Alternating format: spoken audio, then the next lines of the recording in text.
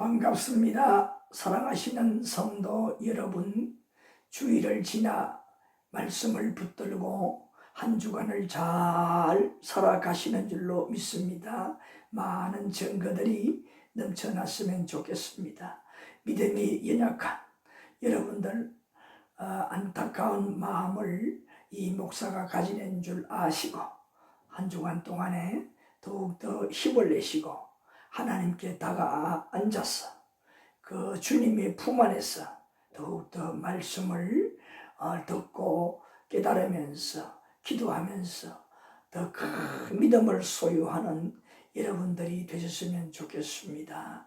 이 가을철에는 악한 영들이 더욱더 하늘을 돌이키게 하면서 여러분들 축복하고 위로하는 것이 아니라 봐라 하나님 믿어도 금년도에 되는 것이 무엇이냐 유혹하고 넘어지게 하고 시험 들게 하는 이런 말들만 하는 것입니다. 절대 그 악한 악령들의 말을 듣지 마시고 부족하고 뜻대로 되지 아니하셨다면 하나님께 더욱더 간절히 기도하고 남은 한 해 정말 결실할 수 있도록 먼저 내 신앙이 믿음으로 굳건하게 자라날 수 있는 여러분이 될 수 있도록 더 기도하시면 예수님께서도 말씀하셨듯이 너희는 먼저 그의 나라와 그의 의를 구할 때에 이 땅의 모든 것을 더해주신다는 그 말씀의 은혜를 여러분들에게 풍성하게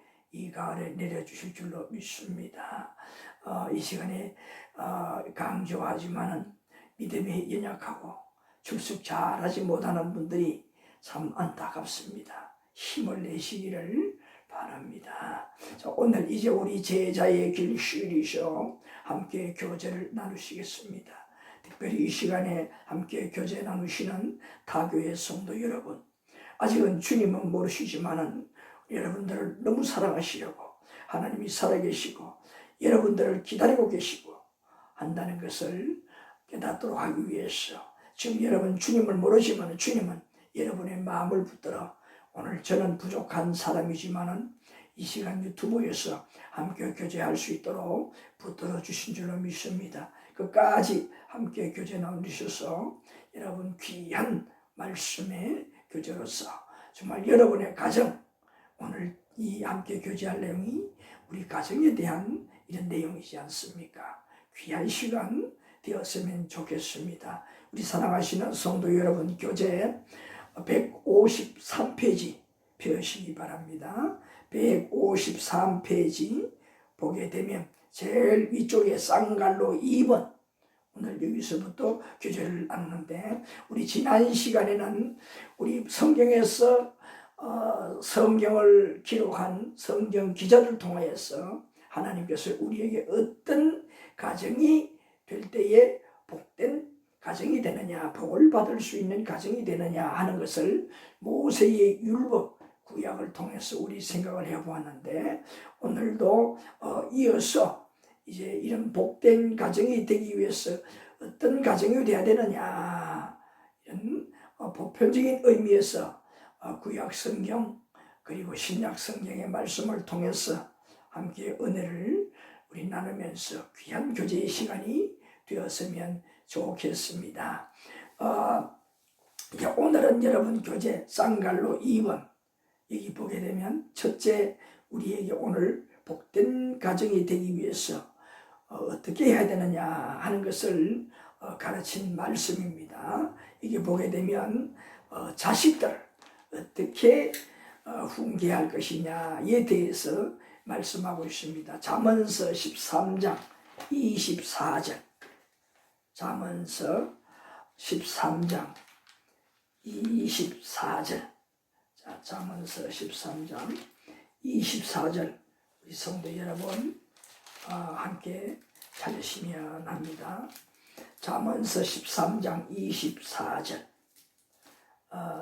제 성경은 924페이지. 우리 함께 읽어보실까요? 여기 보게 되면 자녀를 이렇게 키워라 가르쳐 주었습니다. 자, 함께 읽으시겠습니다. 매를 아끼는 자는 그의 자식을 미워함이라. 자식을 사랑하는 자는 근실히 징계하시느니라 하느니라. 그렇게 말했지 않습니까? 자, 여기 말씀에 보게 되면 요사이 우리 시대에 풍조하는 동떨어지는 말씀 같지만 성경은 동서고금 변치 않는 말씀입니다. 다시 말하면 오늘 인류가 사는데 표준 잣대라는 겁니다. 룰 잣대라는 겁니다. 이 자는 변치 않잖아요. 정해진 그 자가 처음부터 끝까지 그대로잖아요. 자, 그래서 다시 말하면 우리 인간들이 아무리 시대의 풍조가 변해도 오늘 이 성경 말씀, 우리 복된 가정의 룰이 되는 이것을 벗어난다면 어찌되었든 잘못되어 가고 있다는 겁니다. 그래서 오늘 우리 시대의 풍조는 어떻습니까? 부모가 자녀를 어떻게 해요? 이런 정말 내 가족의 그 귀한 내 몸의 한 부분을 의식을 가지고 서로 대하며 서로 힘을 북돋아주고 이끌어주고 안아주고 또 가르치는 지혜, 이런 역할을 서로 하지 못하지 않습니까? 그래서 오늘 여기에 보면 자녀를 이렇게 훈계 교육하라고 했는데 오늘 시대 부모와 자식 간의 관계가 어떤 관계입니까? 이건 남과 다름이 없습니다. 부모와 자식 간에도 요사이 멀지 않게도 들리는 소문들이 뭡니까? 감정이 기업하게 되고 부모가 자식에게 감정이 개입이 되고 또 그 감정에 못 이겨서 자녀는 부모를 향해서 언성이 높아지고 거칠은 말을 하게 되고 또 거칠은 행위를 하게 되어서 정말 걷잡을 수 없는 정말 가정이 파괴되어가는 오늘 이런 시대에 우리가 살고 있습니다. 그래서 부모가 자식을 때로는 고발하게 되고 자식이 부모를 고발하는 겁니다. 얼마나 안타까운 죄송합니다. 시대입니까? 정말 안타깝습니다. 그래서 여기 보게 되면 성경 말씀에는 자녀를 이렇게 징계를 하라고 합니다. 때로는 채찍을 들으라고 합니다. 이건 먼저 사랑하기 때문에 그렇다는 겁니다. 그러므로 부모가 자식에게 채찍을 들고 훈계를 할 때는 어떻게 하라는 겁니까? 감정이 개입이 되면 안 된다. 사랑하는 마음, 아끼는 마음, 안타까운 마음을 마음에서 가지면서 절대로 감정, 분노하는 마음이 아니라 그런 마음으로서 자녀를 대할 때에 자녀가 그 마음을 내 얼굴을 통해서 느끼게 되는 겁니다. 그럴 때에 그 자녀가 어찌 마음에 여기 말씀해 보니까 자녀가 뭐라고 했습니까? 말씀해 보니까 자녀가 뭐라고 했습니까? 미워함이라. 또 사랑하는 자는 근실히 징계하느니라. 그랬잖아요. 자녀가 이런 걸 볼 때 어머니가 아버지가 나를 사랑하기 때문에 이렇게 매를 들고 또 사랑하기 때문에 어떻게 한다고 했습니까? 이렇게 언제나 나에게 이렇게 충고의 말씀을 하시는구나 그렇게 깨닫는다는 겁니다. 그러니까 어떻습니까? 부모에게 감정을 갖지 아니할 뿐 아니라 그때그때마다 잔소리를 듣는 것이 아니라 잘 새겨 듣는다는 겁니다. 이것이 뭐냐? 마치 작은 그러한 씨앗이 떨어져서 이제 싹이 트고 자랄 때에 그 농사를 짓는 농부가 물을 주고 비료를 주면서 잘 가꾸지 않습니까? 그름을 주고 잘 가꾸지. 그러면 어떻습니까? 무럭무럭 자라나는 것처럼 부모와 자식 관계도 꼭 그렇게 될 수가 있다는 겁니다. 그러므로 항상 우리가 이런 관계로서 자녀들을 훈계하고 또 때로는 이런 이유에서 반성하는 의미에서 채찍도 들어서 깨닫도록 하는 이런 것들이 중요하다. 꼭 다시 한번 말씀을 드리지만은 이 감정을 개입하게 되면은 어떠냐 판단력도 흐려지게 되고 결국은 그것 때문에 자녀에게 감정이 되어진다는 겁니다. 그러면 어떻게 될까요? 역효과가 되잖아요. 자녀는 점점 더 빗나가게 될 수밖에 없는 겁니다. 이 참 주의사항입니다. 그래서 어찌됐든지 간에 우리 부모와 자식 관계 속에 자식은 부모는 자식에게 이러한 항상 잔소리가 아니라 매로서 채찍이 아니라 그 사랑을 전하고 이것이 옳은 것이다, 그것이 잘못되었다는 것을 느끼게 하는 채찍과 그 다음에 그 교훈, 경계가 돼야 된다 하는 말씀입니다. 여러분의 가정 이렇게 먼저 그러니까 부모가 잘 처신해서 자녀에게 이렇게 훈계를 해야 된다 하는 것을 가르쳐 주는 겁니다. 그 다음에 우리 성경에 보게 되면 좀 더 넘어가서 시편 128편. 자, 시편 128편. 시편 128편 찾아서 쓰면 1절부터 4절. 시편 128편 1절부터 4절입니다. 자, 시편 128편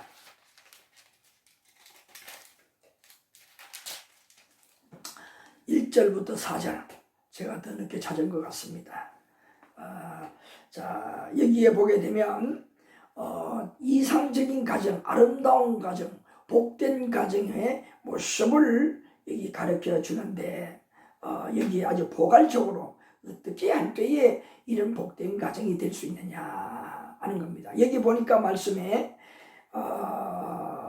강조하는 부분에 여호와를 경외하는 것이다. 이 여호와를 경외할 때 여호와를 1절에도 4절에도 여호와를 경외하는 가정에게 이러한 복이 있을 것이다. 이렇게 시작을 하고 마무리하는 것을 볼 수가 있습니다. 그러므로 첫째, 우리 모든 인류는 하나님으로부터 왔으니 하나님께서 가정을 세우셨으니 가정의 룰도 창세기 아담과 하와의 가정에 주었듯이 그때의 그 가정의 룰이 오늘 세상의 종말이 올 때까지 그대로 준행이 되는, 지켜나가는, 이루어나가는 그런 가정이 될 때에 어떤 환경 속에서도 복된 가정이 될 수 있다 하는 것을 가르쳐 주는 겁니다. 한마디로 말해서 뭡니까? 이 말씀처럼 복받는 가정이 될 수가 있다. 이런 가정은 한마디로 말해서 어떻습니까? 어떤 죽을 일이 있어도 그 가정은 살아남는 역사가 있다. 여러분 잘 아듯이 노아의 홍수 잘 아시지 않습니까? 우리 현 인류의 전 그 세대 그때에 어떻습니까? 그 세상이 모든 인류가 홍수로 말미암아 멸망당했지만은 꼭 한 가정, 누구의 가정입니까? 노아의 가정은 어떻습니까? 온 가정이 하나님을 잘 섬기고 아버지 어머니를 중심으로 해서 가정이 잘 세워나가니 모든 인류가 다 멸망을 당해도 그 가정은 하나님께서 특별히 8식구는 살려주셨잖아요. 그 왜 그럴까요? 그거보다 복받은 가정이 없잖아요. 그 아담과 하와에게 세워주었던 그 가정의 룰을 가지고, 그리고 하나님을 경외하면서 말씀을 따라서 부모는 부모대로, 자식은 자식대로 부모의 도리를 다하고 자녀의 도리를 다하고 가족의 도리를 서로 다 하는 사이면 하나님 말씀을 따라 주 안에서 그렇게 살았더니만은 주님의 말씀대로 다 온전한 복된 가정으로 이어졌어. 그 종말의 순간에도 그 가정은 하나님께서 복을 부어주심으로 그 가정을 살려주셨잖아요. 오늘날에도요 그런 사례들이 많습니다. 그런 사람들이 때로는 부모들의 신앙은 좋지만은 자녀들의 믿음이 신앙이 좀 불순해도 어떻습니까? 잘 믿는 부모들을 보시고 하나님께서 가정을 보호해 주시고 가정의 여러 가지 질병이라든지 문제들을 하나님께서 잘 해결해 주시는 것들을 많이 볼 수가 있습니다. 때로는 불신자분들에게 지탄을 받는 이런 가정들의 그 모습에도 어떻습니까? 잘 되는 모습들을 볼 수 있고, 꼭 잘 된다고 하니 사업이 잘 되고 몸들이 건강하고 자식들이 다 창대하게 잘 되고 그것만 말하는 것이 아닙니다. 가정이 어떤 형편에 살든지 간에 가족 서로는 그렇게 행복하게 보인다는 거예요. 저런 가정 없다. 어떻게 부모가 저렇고 자식이 저렇고 부모가 자식 간에 저렇게 살까. 그런 남이 부러워하는 그런 가정을 말하는 겁니다. 그 가정이 복된 가정이에요. 우리 사람의 인간의 외모의 잣대는 뭡니까? 하는 일들이 잘 되고 돈을 잘 벌고 부자의 집을 그렇게 생각하지만 꼭 그것만은 아닙니다. 또 하나님의 자녀들에게도 또 이런 결과를 낳게 해주십니다. 하나님 이런 복도 주십니다. 그러나 그것만은 다가 아니라는 것이죠. 어찌됐든 뭡니까? 하나님의 말씀을 가지고 부모와 자식된 관계를 잘 복스럽게 유지하는 가정이 뭐냐? 복받는 가정이라는 겁니다. 그래서 오늘 여기에 1절부터 4절에 보게 되면 가르쳐주는 것이 뭐냐? 첫째, 하나님을 잘 경외해야 한다. 하나님을 경외한다는 것은 뭡니까? 하나님의 말씀에 순종을 하고 그 말씀대로 살려고 온 가정이 그렇게 노력하는 가정을 말하는 겁니다. 이런 가정은 하나님께서 어떻게 해요? 그렇게 복을 부어주셔서 지켜주시기도 하고 우리 인간의 힘으로 해결할 수 없는 이런 것을 해결해 주시고 또 덤으로 이 땅에 살아가는데 복을 부어주시고 그 얼마나 복된 모습입니까? 바로 이런 가정. 그래서 여기 보게 되면 첫째로 자 여기에 말씀에 1절에 뭐라고 했습니까? 보시기 바랍니다. 1절에 여호와를 경외하면은 그 길을 걷는 자마다 복이 있다. 전제를 이렇게 했어요. 여호와를 경외하면 다 누구든지 복을 받는다. 길을 걷는 자 가는 곳마다 아브라함이 그렇지 않습니까? 믿음이 없을 때는 그러한 징계 어려움을 당했지만은 믿음을 가지고 살아갈 때 하나님 다시 지전보다 더 크게 세워주시고 복을 부어주었잖아요. 자 2절에 보니까 이렇게 여호와를 경외하는 그런 가정은 하나님께서 어떻게 수고하는 대로 일하는 대로 묻게 될 것이다. 그리고 손해보는 것이 없다는 겁니다. 얼마나 감사한 일입니까? 내가 수고한 것들이 헛된 것이 아니고 망치는 것이 아니라 잘 된다는 말이에요. 그리고 뭡니까? 복되고 형통하리로다. 뭐든지 이렇게 잘 된다는 의미입니다. 그 다음에 이제 세 번째로 보게 되면 내 집 안방에 있는 아내는 결실한 포도나무 같으며 내 식탁에 둘러앉은 자식들은 어린 감람나무 같으리로다. 이 귀한 의미를 아주 생동하는 가정의 모습을 복스러운 가정의 모습을 이렇게 보여줍니다. 안방에 있는 아내는 뭡니까? 아내를 귀하게 남편이 그렇게 모시는 것처럼 아내를 귀하게 여기며 잘 그렇게 어떻게 해요? 사랑하는 모습, 아내를 아끼는 모습을 여기서 이렇게 말합니다. 결실하는 포도나무니까 뭡니까? 아내를 쳐다보게 되면 뭐냐? 힘이 나고 그냥 단단한 거예요. 이 속에 또 뜻은 어떤 의미가 있겠습니까? 아내도 그만한 어떻게 아주 이렇게 튼실하게 복스럽게 송골송골 잘 자란 포도나무처럼 그렇게 포도나무 열매처럼 그렇게 잘 스스로 그렇게 포도나무 열매가 연구는 것처럼 아내가 그렇게 한다는 거잖아요. 그러니까 그 모습을 볼 때 믿을만하고 튼실하고 보기만 해도 그냥 남편은 힘이 나는 거예요. 이런 먼저 남편이 되고 아내가 돼야 된다 하는 거. 이렇게 하나님을 잘 경외할 때에 남편이 경외할 때에 아내가 그렇게 보이고 실제 아내도 그렇게 산다는 것이죠. 이심점심이잖아요. 부부는 일심동체니까 아내가 있고 그렇게 사는 거예요. 그뿐 아니라 자식은 어떤 자식이냐?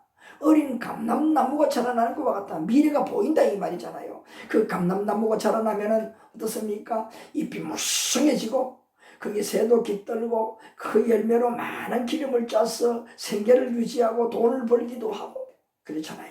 어린 자녀들이 그렇게 여호와를 잘 경외할 때에 아버지의 말씀을 따라 어머니의 말씀을 따라 귀하게 잘 성장하는 그 모습을 말하잖아요. 귀하게 성장한다는 겁니다. 병충해 하지 않고 잘 자라는 식물처럼 하나님의 말씀을 가지고 자녀들을 잘 그렇게 사랑하는 마음으로 훈계할 때에 자녀가 그렇게 복되게 잘 자라난다는 겁니다.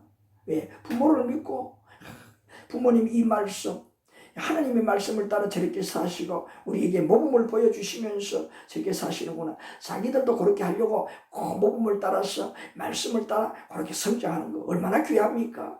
그렇게 부모의 말에 복종을 하면서 말씀을 따라 그렇게 사는 모습을 볼 때에 부모로서 얼마나 기쁘겠습니까? 이 복된 가정이 될 수밖에 없습니다. 이런 아름다운 가정의 모습, 무엇 때문에? 여호와를 잘 경외할 때에 하나님의 말씀을 따라서 잘 실천하며 살아가려고 노력하는 그런 가정이 될 때에 이런 복을 받게 된다 하는 것을 가르쳐 줍니다. 마지막 마무리하면서도 뭐라고 했습니까? 여호와를 경외하는 자는 이 같은 복을 받으리라. 그러니까 여호와를 경외할 때에 틀림없이 이런 복을 받는다. 가정이 잘 되는 복스러운 가정이 되는 이런 가정을 누릴 수가 있다 하는 것을 가르쳐 주고 있습니다. 그래서 우리가 하나님을 잘 믿는 것이 오늘 불신자 여러분 잘 들으셨지요? 지금이 빨리 예수를 믿고 하나님의 말씀을 따라 안 되지만 노력하는 여러분이 될 때 하나님께서 되게 해주시고, 여러분이 그렇게 노력하다 보면 여러분도 변하지 않을 것 같은 여러분들이 변하여서 자녀들에게, 아내에게 모범이 되는 여러분의 그 신앙의 삶이 될 수 있는 그런 감동을 받지 아니할 수가 없습니다. 여러분 그러니 하나님께 도와주셔서 안 될 것도 되게 해주시는 그 은혜, 기적의 은혜를 여러분들이 있게 됩니다. 빨리 우리 주님을 만나시기를, 예수님을 믿기를, 하나님 말씀대로 살기를 간절히 부탁을 드립니다. 자, 그 다음에 신약의 말씀으로 넘어와서 보게 되면 여기에서 또 강조하는 것이 뭐냐? 바울 사도가 소아시아 교회들에게 가르쳐준 말씀들입니다. 여기에 보게 되면 자녀들이, 부모된 자들이, 또 부부된 자들이 어떻게 가정을 꾸려가야 되느냐, 그 부모와 자식 관계, 부부 관계를 유지해야 되느냐 하는 것을 아주 소상하게 가르쳐 주고 있습니다. 우리 한번 찾아보시겠습니다. 신약 성경 에베소서 6장 페이지 수로는 316페이지 316페이지 에베소서 6장 1절에서 3절까지 에베소서 6장 1절에서 3절까지. 자, 여기 보게 되면 자녀된 자로서 어떻게 살아야 되느냐, 부모와 자식 관계에 어떤 관계로 살아야 되느냐 하는 것을 가르쳐 주고 있습니다. 그래서 여러분 그 쌍갈로 4번이지요. 쌍갈로 4번 자녀된 자들에게 가르치는 말씀. 자, 여기 보게 되면 자녀들아 주 안에서 너희 부모에게 순종하라, 이것이 옳으니라. 여기 하나 단서를 부십니다. 자녀들아 하면서 주 안에서라고 했습니다. 그게 뭐냐? 하나님을 경외하면서 하나님의 말씀을 따라서. 그러니까 이 무슨 말입니까? 때로는 부모도 하나님의 말씀을 벗어날 때가 있지 않습니까? 이럴 때 어떻게 하나님의 말씀에 이렇게 하라는데 내 마음의 양심에 도저히 따르지 않습니다. 이렇게 하면 어떻겠습니까? 이런 정도로 할 수 있다는 겁니다. 그럴 때 부모가 어떻습니까? 부모의 마음이 움직이고 오히려 자녀에게 더 감동을 받잖아요. 내 자식이 이 정도 믿음이 좋구나. 참 내가 부끄럽구나. 그래 네 말을 듣고 보니 그러네. 부모가 더 감동을 받고 더 힘이 나는 거예요. 내가 필요 없어도 스스로 저렇게 하나님의 말씀으로 자기의 인생을 가름해 사는구나. 얼마나 든든하겠습니까 부모가. 그러니까 뭐예요? 주 안에서 어떻게 하라는 겁니까? 부모에게 순종하라. 이 순종은 뭡니까? 인간이 하나님에게 하듯이 하는 거예요. 그건 부모의 말씀을 제1로 여기라는 거지요. 부모의 말씀을 잘 듣는 그런 자녀가 되어야 장래가 있다는 것을 가르쳐 주는 겁니다. 어떤 부모라 하시라도 자녀들을 잘 못되라고 말하는 그런 마음에 못되도록 하기 위해서 계획을 세워놓고 자녀를 키우는 사람은 한 사람도 없습니다. 자기는 비록 그럴지라도 자녀는 잘 되기를 바라는, 좋은 자녀로 자라기를 바라는 그 마음을 가지고 있다는 겁니다. 그래서 그 부모의 진심, 비록 때로는 부모가 나에게 모범이 되지 못할지라도 그 부모의 말에 대해서는 어떻게 그것을 받아들이고 순종하라는 말이죠. 그 말씀대로 내가 실천하며 살아가라는 말입니다. 자, 그것을 가르쳐 주고, 그 다음에 두 번째로 보게 되면, 내 아버지와 어머니를 공경하라. 이게 1절에 순종하라고 말씀하고, 이제 2절에 보니까 공경하라고 했습니다. 이것이 뭐냐? 약속의 첫 계명이라. 10계명 중에 이 지상에서 제일 된 계명이 뭐냐? 제5계명이잖아요. 내 부모를 공경하라.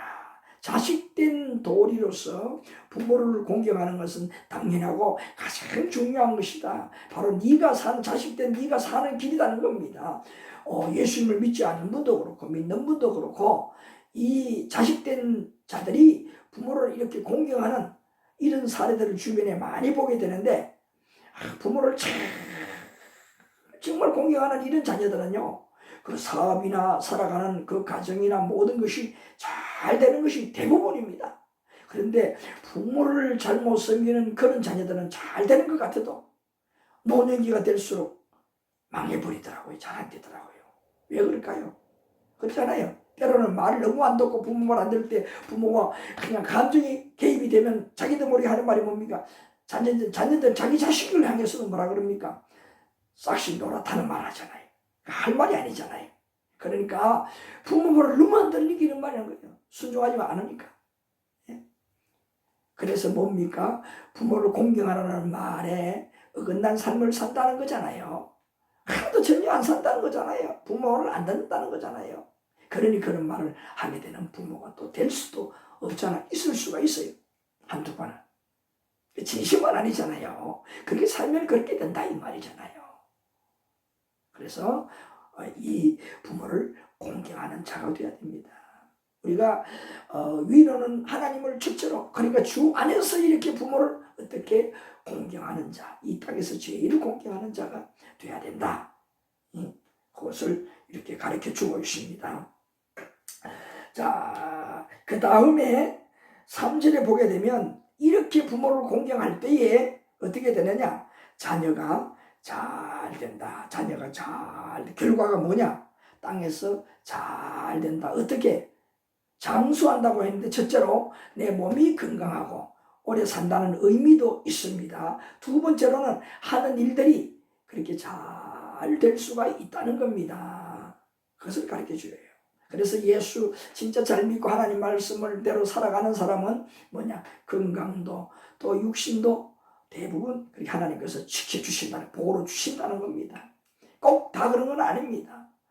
하나님의 말씀을 섬기는 목사도 심장마비로 죽을 수도 있고, 때로는 어떤 목사님들은 치매까지 오더라고요. 그 우리 미스터리죠. 하나님의 그렇게 생전에 목회를 잘하시는 그런 분도 올 수도 있고, 어떤 여러 암으로 돌아가실 수도 있고 올 수가 있는데, 중요한 것은 뭐냐? 얼마나 하나님을 잘 공경했느냐? 부모님을 얼마나 잘 공경했느냐? 부모는 어떻게 공경이고 하나님은 어떻게 순종하는 거잖아요. 말씀을 따라 인생을 살아내는 것입니다. 그래서 비록 내 부모가 암으로 돌아가셨다 해도, 즉 하나님 앞에 우리 아버지가 저주를 받아서 죽었다, 그때 그렇게 나에게 하더니만 이런 말씀을 안 합니다. 이런 말을 안 합니다. 부모에게. 오히려 더 자기가 잘못한 것에 대해서 부모를 잘 공경하지 못한 게 안타까움을 가지고 그런 마음을 가지지. 그런 마음 가지게 하는 것이 무엇이겠습니까? 그 자녀가 후대에 더 부모를 생각하며 착실하게 인생을 잘 살아내고 더 훌륭한 부모가 되기 위해 자기 자식들에게 노력하는 부모가 안 되겠습니까? 이 모든 것들이 뭡니까? 하나님을 잘 공경했더니 자녀들의 마음에 어긋나는 마음을 심어주지 않는 겁니다. 좋은 마음들만 심어주고 또 좋은 것들만 본받아서 그렇게 실천하면서 살아가는 자녀가 되는 겁니다. 이것이 뭐냐? 그러니까 자녀는 더 잘 될 수밖에요. 얼마나 귀합니까? 그런 자녀가 돼야 된다. 부모를 잘 공경하고 그렇게 하는 자녀가 돼야 된다 하는 것을 오늘 이 부분에서 가르쳐 주었습니다. 그 다음에 에베소 6장 바로 4절, 에베소 6장 4절, 바로 지금 우리 함께 교제를 나누는 바로 다음 구절이죠. 함께 읽어보실까요? 또 아비들아 너희 자녀를 노엽게 하지 말고 오직 주의 교훈과 훈계로 양육하라. 그랬잖아요. 이가 제일 먼저 했듯이 잠언서 13장 23절 말씀했잖아요. 그 말씀에 이 보충되는 말씀이라고도 할 수가 있고 더 소상하게 하는 막 가르쳐준 말씀이라고도 할 수가 있습니다. 자, 이렇게 잠언서에 어떻게 했습니까? 자식에게 매를 대고 훈계를 하고 부지런히 그렇게 해라. 그것이 바로 자식을 사랑하는 것이다. 그럼 제가 뭐라고 했습니까? 그것은 감정을 절대 개입하면 안 된다. 선성이 되면 안 된다. 제가 말씀을 드렸잖아요. 오늘 여기 말씀에 보니까 뭐냐? 자녀를 노엽게 하지 말고 감정을 개입하지 말라는 겁니다. 감정으로 그렇게 자녀에게 훈시하지 말라는 거예요. 훈계하지 말라는 거예요. 오직 주의 교훈과 훈계로 양육하라. 하나님의 말씀을 가지고 하니 어떻게 했습니까? 부모가 감정을 가지지 않을 수밖에요. 하나님 말씀을 가지고 하니까. 하나님 말씀이 이런 거 있는데 난 그러냐? 그렇게가 앞뒤가 안 맞잖아요. 하나님 말씀 앞에 나부터 하나님의 자녀로서의 도리를 생각하게 되고 또 어떻습니까? 하나님 말씀을 가르침 앞에 숭고해 줄 수가 있고 나도 가르침을 받으면서 가르침을 받아 이렇게 살았더니 이렇게 되었다. 그런 마음을 가지고 차분하게 감정을 개입해서 하는 것이 아니라 자녀들에게 사리 분별력 있게 잘 말해줄 수 있다는 겁니다. 그러니까 자녀가 어떻게 해요? 그런 말을 들어도 마음에 그런 분이 생기지 않고 감정을 갖지 않고 그 말씀에 다소하게 생각을 하면서 차근차근 그렇구나 이해를 하면서 받아들여가는 자녀가 될 수가 있습니다. 절대로 이 자녀에게 훈계를 할 때에 마음의 감정을 개입해서 안 된다. 틀림없이 감정을 개입하게 되면 자녀의 마음 속에는 반항의 이 마음이 점점 더 일어나는 겁니다. 반항심이 생겨서 어떻게 될까요? 지나치게 되면은 자녀가 그만 반발하고 그 자리를 훈계하는 자리를 뛰쳐나갈 수도 있는 거예요. 그러면 어떻습니까? 지금보다 더 자녀는 부모의 말을 안 듣고 점점 더 어떻게 객교로 빠지는 자녀가 될 수밖에 없는 겁니다. 하나님의 말씀으로 이렇게 잘 판단해서 기도하는 마음을 가지고 안타까운 마음 그리고 안타까우면서 내가 너를 사랑하기 때문이다. 또 나의 이 인생을 산 경험으로 볼 때에 너 그런 마음이지만 그거 절대 너를 이롭게 하는 것이 아니고 잘 되는 것이 아니다. 참고 견디고 그렇게 해야 될 것이다 하는 것이 그 자녀의 마음속에 잘 전달이 될 수 있도록 하나님 말씀을 잘 준비해서 여러 그런 사건을 놓고 준비된 그런 말씀으로 자녀를 사리 분별해서 절대 감정을 개입하지 않고 안타까움, 사랑하는 마음 심어주면서 가르치게 될 때에 자녀가 훈계를 잘 받고 그 훈계를 따라 그가 지켜나가니 잘 양육을 받는 그런 자녀, 잘 자라는 자녀가 될 수가 있는 겁니다. 얼마나 중요한 겁니까? 절대 이 훈계할 때에 자신의 감정이 개입이 되어서는 절대 안 됩니다. 자, 그 다음에 에베소 5장 한 장 앞으로 보시기 바랍니다. 에베소 5장 22절부터 24절 여기에 보게 되면 이제 부모가 아니라 부부 관계에 대한 것을 말씀해 주고 있습니다. 여기에 보게 되면 여러분 교재에 쌍갈로 6번이죠. 거기 보게 되면 아내된 자들에게 가르치는 말씀은 무엇인가요? 그러니까 부부관계 속에 먼저 아내에게 가르치는 말씀. 아내가 남편에게 어떻게 되어야 되느냐, 남편 관계를 유지해야 되느냐 이 말씀이겠죠. 자, 그래서 우리 한번 말씀을 찾아보시겠습니다. 에베소서 5장 22절 에베소서 5장 22절부터 24절 자, 이게 보면서 우리 말씀을 보면서 우리 교제할 수 있도록 하겠습니다. 22절에 보게 되면 아내들이여 자기 남편에게 복종하기를 죽게 하듯 하라 그렇게 말씀하셨습니다. 전제로 제일 먼저 말하기는 뭐냐, 복종이라는 단어를 썼습니다. 이 말은 죽게 복종하듯이 하라. 그 남편이 뭐라는 겁니까? 그만큼 남편 말을 잘 듣는 아내가 되는 게 첫째 아내의 자세라는 겁니다. 남편이 좀 부족하고 그렇게 내 뜻에 맞지 않고 또 때로는 문제를 일으킬 수 있는 그런 의견이라든가 행동을 해도 1차적으로 뭐냐, 받아들이면서 그 다음에 어떻게 나의 귀한 뜻, 건설적이고 그 다음에 잘 되는 후회를 잘 설명할 때 남편이 어떻게 해요? 아, 내 생각이 잘못되었다. 1차적으로 어떻게 남편의 그 모습을 받아들이고 수용을 하면서 내 뜻을 잘 펼쳐나갈 수 있는 그러는 게 뭐냐? 주의 있고 슬기로운 아내의 자세라는 것. 첫째는 우선 어떻게 남편 앞에 복종하는 아내가 되는 것이 남편의 그 지위를, 자존심을 세워주는 것입니다. 그래서 이게 죽게 하듯이 어떻게 남편에게 복종하는 것입니다. 이런 말씀 요사이 부부관계 이야기하면 뭡니까? 가정을 망치는 소리라고. 무슨 고리타분한 그런 말을 하는 시대가 어느 시대인데 그렇게 말하잖아요. 그러나 성경의 이유는 맞는 겁니다. 제가 말씀드린 것처럼 이런 관계를 유지하는 겁니다. 그럴 때 어떻습니까? 그 남편에게 감동을 주는 겁니다. 자기의 잘못된 그런 의견을 아내에게 말했을지라도, 의도적으로 알면서도 그렇게 했을지라도 뭡니까? 아내가 그렇게 나올 때에 아, 내가 잘못했어? 사실 내가 이래서 내가 그렇게 했는데 미안해. 그런 대답도 얻을 수가 있고, 또 자기의 뜻이 옳다고 그렇게 해주지만은 아내의 말을 듣고 보니까 하하, 이것은 후에 오히려 더 우리가 문제를 만날 수밖에 없고 불이익을 당하겠구나 하는 것을 깨닫잖아요. 그러니까 수리적으로 다툼도 없이 참 문제 해결할 수 있는 부부가 되잖아요. 가정이 얼마나 평화스럽겠습니까? 바로 그런 의미에서 이렇게 바울 사도가 하나님으로부터 받은 이 말씀, 순종하라. 주께 순종하되 순종하라. 우리가 주님의 말씀 순종하는 구원이 있습니까? 없잖아요. 천국 못 가잖아요. 남편의 말을 이렇게 순종하는 것이 그만큼 중하게 이기나 그거예요.